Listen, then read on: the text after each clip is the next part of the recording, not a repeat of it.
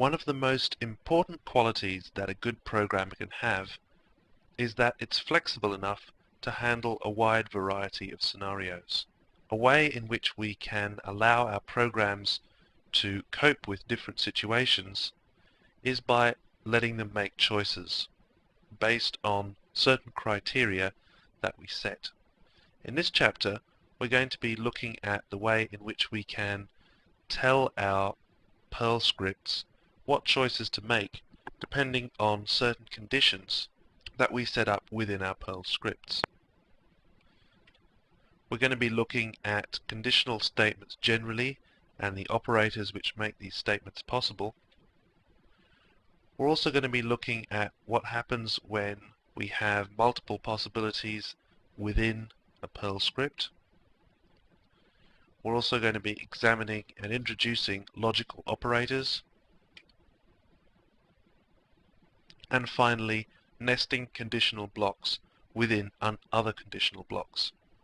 First of all, let's have a look at the very basics of conditional statements and operators. This program here, or the flowchart that simulates a program, is a very linear set of instructions. There's only one way that we can go through this program. First we have to boil the kettle, then we move on to soaking the tea, then add the milk, then add the sugar, and then stir.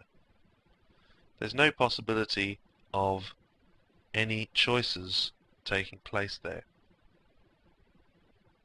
If we introduce a conditional statement, we're able to make choices depending on, in this case, some input. We could prompt the user to see whether they want sugar, and then based on the answer that they give, we can put sugar or not into their cup of tea. This is a very simple example, but it shows the kind of thing that we need to be aiming for when we put conditional statements into our programs. It's that kind of flexibility that offers a facility to cope with a broader variety of situations.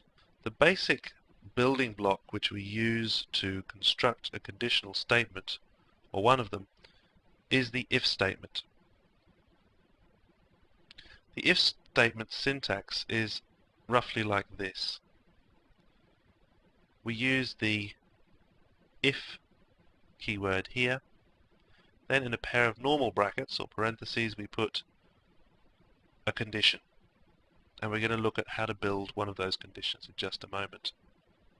If the condition is true, then these statements, whatever they are, need to be carried out. We're able to mark out exactly which statements are dependent on the condition being true by using these two curly brackets here. Now when I say that the condition is either true or not, it's a reflection of the binary nature of the computer's workings. So once it evaluates a condition, it will either come up with a true or a false answer, either a 1 or a 0.